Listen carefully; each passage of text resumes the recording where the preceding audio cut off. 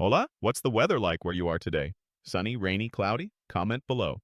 They told me they couldn't sit through another boring ceremony. No explanation beyond that, just a half-hearted shrug from my mother over the phone, and a few indifferent oh wells from my sister in the family group chat.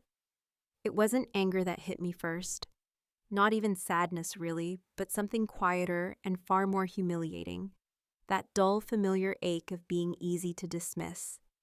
And I had learned over the years, especially with my family, that being overlooked didn't require drama or shouting matches. It was far more subtle. It came dressed in polite rejections and smiles that said, "We love you, we're just busy." They had RSVP'd no to my moment long before the invitations were even sent. This wasn't a kindergarten graduation, not some padded milestone meant to make parents feel good about themselves. I was 43. I had worked every damn night and weekend for 5 years to finish that master's degree while juggling a full-time job and paying off the divorce debt my ex left like a parting gift. I didn't ask for parties. I didn't expect banners. But when I found out I was graduating at the top of my class and would be giving the valedictory speech in front of 700 people, plus God knows how many more watching the live stream, I thought maybe just this once, they'd show up. Just sit there, clap when they're supposed to, smile politely, pretend like I mattered. Instead, the morning of the ceremony, I woke up to a photo of my sister Carla on Instagram. Glass of Merlot in hand, sun hat tilted just so, standing in front of a rolling vineyard with the caption, "Couldn't resist a little vino escape. Self-care # family first." Family first. That hashtag hit me like a brick in the face. It wasn't even that she was doing something better. It was that she didn't even consider that this day might have meant something to me. She and our parents were grinning in the background, 3 wine glasses raised in a toast. I zoomed in not because I couldn't believe it, but because I needed to feel the full weight of that casual dismissal. And there it was, my mom in her new lavender dress she'd mentioned buying for a special weekend. My dad laughing like a man who'd never carried a single regret. And Carla looking like the goddamn queen of Napa. In that moment, something hardened inside me. Not anger, exactly, but resolve. I'd spent years lowering my expectations, smoothing my edges, convincing myself that being the bigger person meant swallowing hurt like vitamins. But now I was done pretending to be untouched. If I couldn't get their presence, I would make damn sure they heard my voice. The call came just after noon from the university's admin office. The original valedictorian had dropped out last minute, and based on GPA and faculty votes, I was the next in line. I stared at the phone, blinking, waiting for the words to make sense. "You'd be giving the closing speech," they said. "We know it's short notice, but you've earned it, earned it." That phrase stuck with me more than anything else that day, because that's what this had always been about. I didn't coast into this program. I didn't have a safety net. I hadn't been handed any shortcuts. I had earned every credit, every C+ turned A-. Every night I fell asleep on textbooks. Every time I studied through birthdays and baby showers. And they couldn't even sit through one boring ceremony. I spent the rest of that afternoon staring at a blank Google Doc, fingers hovering over the keys.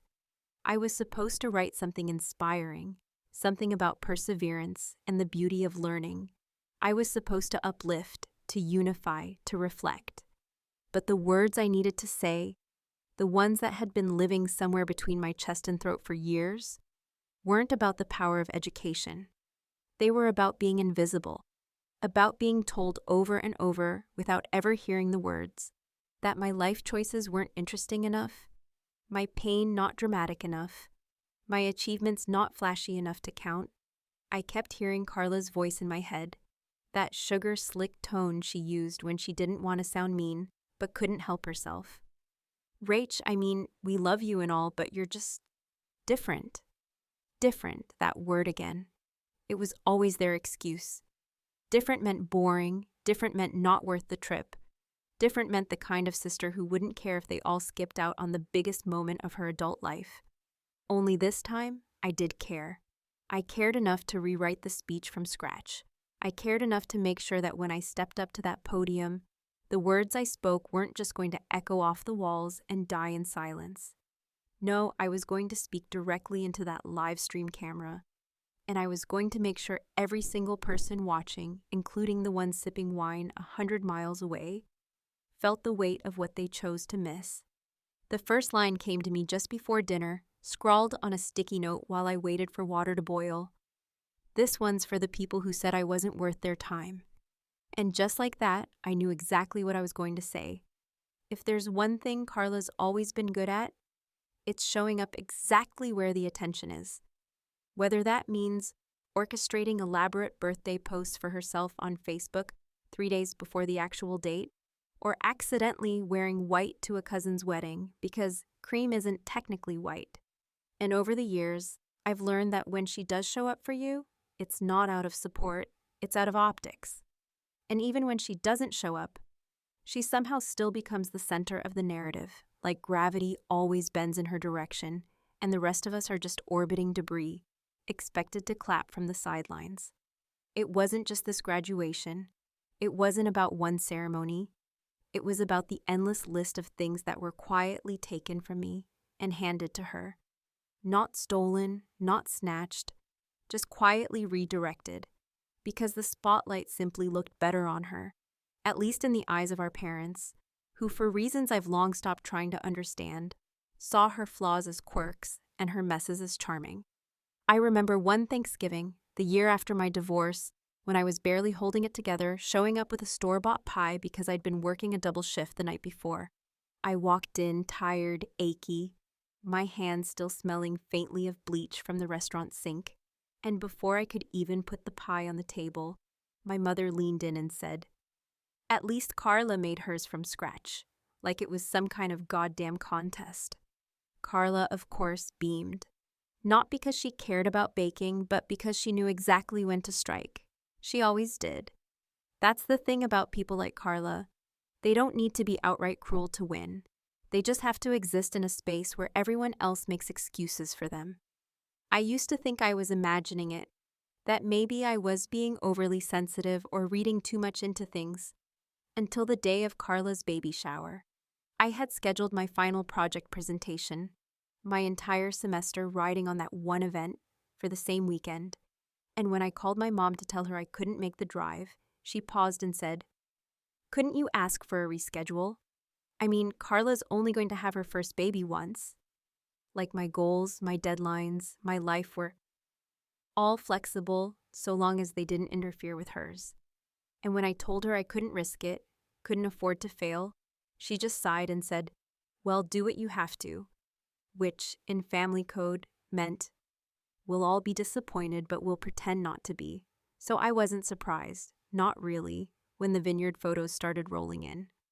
What caught me off guard wasn't the betrayal, it was how familiar it all felt. Like a rerun of a show I'd watched too many times but couldn't turn off. There they were, the three of them, toasting to themselves on a sunny patio, pretending not to know that it was my day. Carla, of course, looked immaculate. Her hair curled just enough to look effortless, her smile wide enough to suggest spontaneity, but practiced enough to be strategic. She had posted 5 photos and 2 stories before noon. Each one screamed, "I'm where I want to be." And if that place happened to be 100 miles away from my stage, well, that was just collateral. That night, while pretending to eat dinner, I called Aunt Linda. She's the only one in the family who doesn't treat me like a temporary detour on the road to Carla's greatness. She answered after the second ring, voice low, probably sitting in her dim kitchen with a mug of something herbal and overly steeped. And when I told her what had happened, she didn't gasp or say, "How awful," like a well-trained sympathizer. She just said, "Well, are you finally ready to say what needs to be said?" And I knew what she meant. For years, I had bitten my tongue raw, swallowing every sideways comment, every absence dressed up as miscommunication, every moment when love felt conditional and applause was reserved for someone else. Aunt Linda had seen it. Hell, she'd warned me once long ago at Carla's wedding rehearsal, when my mother had assigned me to usher duty so Carla's friends could be bridesmaids. She had leaned in, lipstick slightly smudged, and whispered, You're not invisible. They just want you to believe you are. I hadn't believed her then. I do now. I told her about the speech, about the line I'd written. This one's for the people who said I wasn't worth their time. And instead of advising me to be diplomatic or to rise above it all, she paused and said, "Then say it, Rachel. Say it all. Say it loud enough that even the ones sipping wine with their heads in the sand hear it anyway." There was something liberating about her permission, even if I didn't need it. And in that moment, I knew I wouldn't just deliver the speech. I would own it. Not just for me, but for every person who's ever been told they're too serious, too sensitive, or too much, simply for asking to be treated like they matter. That night, I sat down and rewrote the entire thing. I started with the truth, raw and honest, but not bitter. I didn't need to be bitter. The facts spoke loud enough. I didn't name names. I didn't need to. Anyone who knew would know. I threaded in details only the intended recipients would recognize. The missed calls, the excuses, the perfectly timed disappearances. And for the first time in a very long time, I felt something close to peace. Not because I was letting go, but because I was finally saying it. Out loud, for the record, for the live stream. And just before I went to bed, I opened Carla's profile one more time and saw her most recent post, a boomerang of her swirling wine, captioned, "Love is being where you feel seen." That's when I laughed. Not because it was funny, but because it was ironic in the most poetic kind of way. Because tomorrow she would be seen too, just not in the way she expected. The auditorium wasn't beautiful. It wasn't grand or dripping with chandeliers or lined with velvet curtains the way you'd imagine in a movie montage about hard-won triumph. No, it was functional and beige and smelled faintly like old upholstery and coffee grounds. The kind of place where every seat creaks and every corner has a trash can that looks too full. But that morning, standing behind the heavy black curtain with a small mic clipped to the collar of my rented gown and a folded speech in my pocket, that plain room felt like the biggest stage I'd ever stand on. Not because of the number of people watching from the rows in front of me, but because of the people who'd chosen not to sit in them at all. The program was running late as expected. The keynote speaker had gone over time, something about leadership and resilience and chasing purpose, and the heat from the stage lights was crawling down the back of my neck like slow sweat. I stood still, trying to stay calm, but my heart was kicking like it wanted out. Someone from the AV team adjusted the angle of the live stream camera, and I caught a glimpse of the screen from behind the curtain, a YouTube window, red dot live, comments already popping up from friends and families across the country, clapping emojis, and "so proud of you" messages. The school had promoted the stream aggressively on social media, reminding everyone that their loved ones, no matter where they were, could still be part of this special day. Everyone except mine, of course. My family, I imagined, was probably ordering a second round of charcuterie at the vineyard by now, soaking in the midday sun, clinking glasses, and maybe, just maybe, checking their phones out of vague curiosity. Or worse, not at all. As I stepped up behind the podium, the applause rose and fell like a polite tide, everyone offering the same pre-programmed support they'd given to the speaker before me, their faces bright with generic expectation. I took a slow breath. My hands didn't shake. I had spent too many nights gripping steering wheels and bill binders to tremble now. The paper in my hand was smooth, folded 3 times, the last line underlined in pen, just in case I needed the reminder. "Good afternoon," I began, voice steady, not too cheerful, not too soft. "My name is Rachel Monroe, and I stand here today not just as a graduate, but as someone who knows, deeply and personally, that the hardest part of any journey isn't the starting point or even the finish line, but the days in between when you feel invisible." That was the first turn. I watched the crowd shift slightly, as if a different tone had cut through the expected fluff. I wasn't here to inspire them with cliches or to pretend that this moment came without weight. I was here to tell the truth, and whether it made them uncomfortable or not, it would be heard. I spoke about the years of night classes, about the papers written during lunch breaks, and the finals studied for in hospital waiting rooms. I talked about working 2 jobs just to afford the textbooks, and how I sometimes forgot birthdays, weddings, even meals, just to get through another semester. But I didn't frame it as a noble sacrifice. I told it plainly, as it was: real, exhausting, lonely. And then I paused. "This speech," I said, glancing directly into the live stream camera, the red light blinking like a pulse, "is not for the people sitting in front of me. It's not for the mentors or the professors or even my classmates. This speech is for the people who said I wasn't worth their time." There was a beat of silence, the kind that presses in around your ears and narrows your focus until every breath feels like a decision. I saw a woman in the second row stiffen, a man a few seats over tilt his head, unsure if they'd misheard me or if I was about to walk us all into something too raw for a Saturday afternoon celebration. "I want to thank the ones who told me they couldn't sit through another boring ceremony," I continued, voice like stone warmed just enough to cut. "Because they gave me clarity, clarity that love, in its truest form, shows up. It doesn't offer excuses wrapped in hashtags. It doesn't hide behind brunch menus or vineyard filters. It's present, it's proud. And when it's not, well, you learn to clap for yourself." The silence turned solid, heavy, then finally gave way to a few scattered claps. Hesitant at first, like people weren't sure if they were allowed to applaud honesty, but it grew, and then it broke into full sound.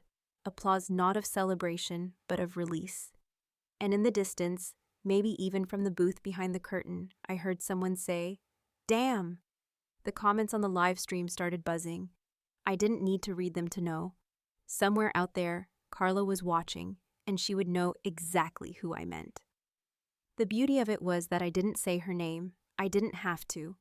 The truth doesn't always need to be labeled to be recognized. I closed with the line I had underlined the night before, not because it was poetic or profound, but because it was honest. To anyone who's ever been left out of their own celebration, know this: you don't need an audience to be proud. You just need a moment, and this is mine. The applause that followed was different than before. Louder, yes, but also sharper. Real. And as I stepped down from the podium, walking off stage, someone handed me my phone. It buzzed in my palm like it had a heartbeat of its own. I looked down and saw the comment Carla had left under the university's live stream link. WTF Rach? That was it. No punctuation, no smiling face. Just 3 words that carried all the weight of a sister who had just been stripped of her spotlight and didn't know whether to rage or apologize. I didn't reply. I didn't even pause. I smiled, quietly, not for the crowd, not for the camera, but for myself, and walked past the green room, out the side door, into the sunlight that felt nothing like a vineyard, but everything like victory. In the hours that followed the ceremony, the applause still echoing faintly in my ears, and the weight of my own words settling into my bones like the aftermath of a long overdue storm, I found myself in a strange floating state of calm, not euphoric, not triumphant in the Hollywood sense of revenge completed and wrongs magically reversed, but grounded, steady as if something inside me had finally found the space it had been denied for years. I didn't rush to check my phone, even though it had been buzzing relentlessly in the pocket of my gown, each vibration pulsing with some mix of outrage, confusion, and, I imagined, a couple of congratulatory high fives from unexpected corners. Instead, I stood under a modest oak tree just beyond the parking lot, the kind you might not notice unless you needed shade or silence, and let myself be still. Eventually, I opened the phone, not because I was eager for drama, but because I knew it was waiting, and avoidance had never been my style. The first message, predictably, was from Carla. A text, followed by 3 more. The first one matched what I had seen on the live stream feed. WTF Rach? The second arrived a few minutes later, a slightly more composed. Are you seriously making me out to be the villain at your graduation? The third text, tinged with the artificial sweetness she always laced into her apologies, read, I was going to surprise you. Thanks for ruining the moment. And finally, the last one, sent with that familiar wounded flair that Carla had perfected since we were teenagers. You have no idea what you've done. I didn't answer her. Not because I didn't have thoughts. God, I had thoughts. But because I was still trying to figure out whether she was truly upset, or just upset that she no longer controlled the narrative. Carla had always been the type to cry when cornered, not because of guilt, but because it bought her sympathy and softened the blow. I could picture her now, sitting somewhere in that vineyard parking lot, makeup carefully ruined just enough to look fragile, our parents no doubt fussing over her, asking what had happened, and already deciding that I had somehow overreacted, been too harsh, too dramatic, too much. And sure enough, the next call came from my mother. Her voice, when I answered, was tight, controlled, but coated in that sticky concern she always pulled out when Carla was in pieces, and someone needed to be scolded into putting her back together. Rachel, she began, using my full name like I was 10 again and had broken something expensive. We saw the live stream. What was that supposed to be? I didn't answer right away. I wanted her to feel the silence, to sit in it, to let it do the work my words no longer needed to. I gave a speech, I said finally, keeping my tone flat, stripped of apology or invitation. You embarrassed your sister, she snapped, the fake concern now melting into something more familiar. Disapproval, sharp and cold, the kind of tone she'd never once used on Carla, no matter how loudly she slammed doors or blamed other people for her mistakes. She wasn't there, I said, still calm, still collected. Neither were you. There was a pause, longer this time, not quite guilt, but discomfort. I could hear my father's voice faintly in the background, asking what was going on, like he hadn't also been tagged in half a dozen Instagram stories earlier that day. We were going to surprise you, my mother said, and for a moment I actually let the possibility hang in the air, tempted by the idea that maybe, just maybe, they had finally thought about me first. Were you? I asked, knowing full well she couldn't answer that without tripping over her own inconsistencies. She didn't reply. Instead, she sighed, that long-suffering exhale that always preceded a change of subject, a reframing, a gentle manipulation. You didn't have to humiliate us, Rachel. That was your big moment, and you made it about old wounds. No, I said quietly. I made it about the truth. I hung up before she could respond, not out of anger, but because there was nothing left to say, nothing she could offer that wouldn't be soaked in defense or subtle blame. They had made their choices long before today. I had just finally decided to stop pretending I hadn't noticed. Later that evening, I posted a photo from the ceremony, not the official university image, not the stiff one with the handshake and the fake smile, but one taken by a fellow student as I stood at the podium, mid-sentence, my eyes locked on the lens, the light behind me glowing like a halo I didn't ask for. I captioned it simply, earned, not gifted. The comments rolled in quickly, classmates, colleagues, old friends I hadn't heard from in years, even a few strangers who had watched the live stream and felt compelled to say, "Thank you, that hit me." And it did hit them, not because I was special, but because I had said the thing most people are too scared to admit. That sometimes, the people who are supposed to be your biggest supporters are the ones who sit out your proudest moments, and the real strength isn't in forgiving them. It's in standing tall anyway. Somewhere between scrolling and replying, I saw that Carla had unfollowed me. No text, no call, just a digital disappearance, petty and calculated, the social media equivalent of a slammed door. And still, I didn't respond.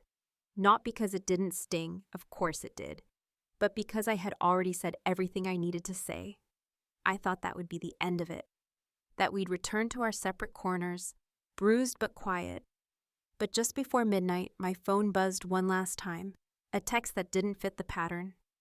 "I guess we both know how to cut deep," she wrote. "You won. Happy now?" I stared at it for a long time, unsure whether to laugh, cry, or scream. Because it wasn't about winning. It never had been. It was about being seen, truly, finally seen, for all the moments I had spent in the background of someone else's celebration. And just like that, the applause didn't matter, the speech didn't matter, even the pain didn't matter. What mattered was that for the first time in years, I hadn't swallowed the truth to keep someone else comfortable. And whether Carla cried or not, that was enough.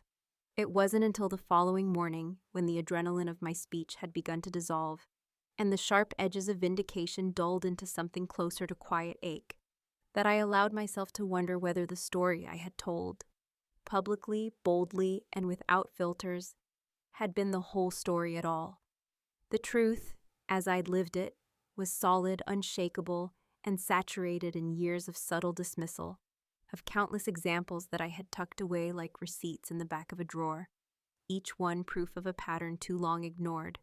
But truth, as I was about to learn, has more than one side, and sometimes the version we cling to with white-knuckled certainty can leave out the slivers of perspective we never thought to ask for. It was Aunt Linda who called me first, early that Sunday morning, her voice low and hushed in that way she always used when something important was coming, as if volume might break the delicate thread between clarity and collapse. She didn't start with small talk or pleasantries, didn't ask how I slept or whether I was proud of myself.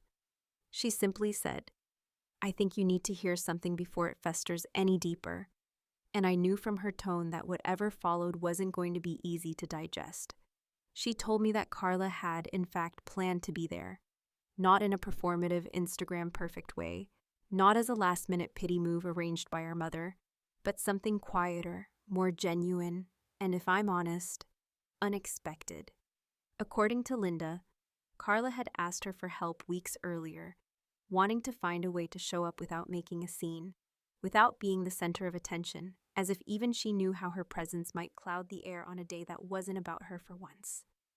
She had planned to show up at the back of the auditorium, no fanfare, no entourage, just herself, to sit and watch, and maybe, hopefully, find a way to reach across the years of damage without needing to explain it all. But then our parents got involved, as they always do, and what started as a quiet gesture turned into chaos.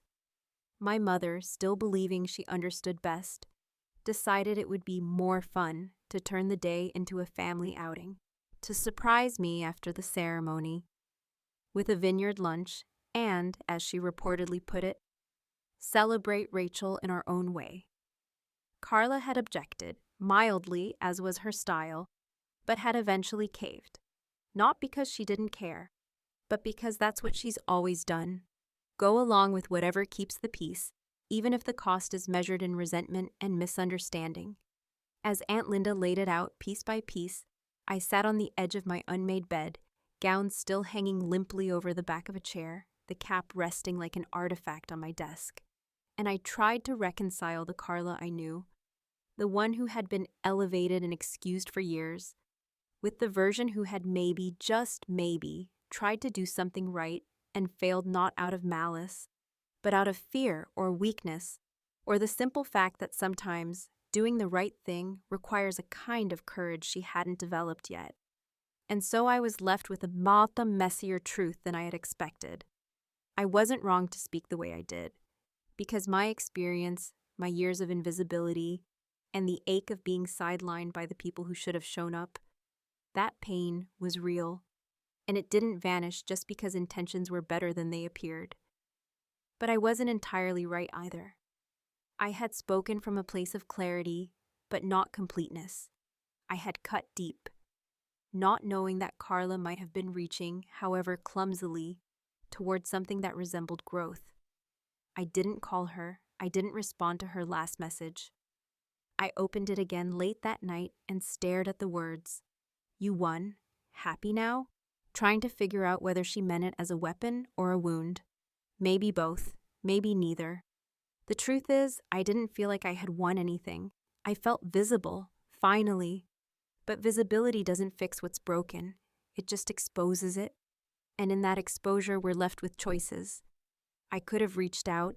I could have acknowledged the attempt, clumsy and buried as it was.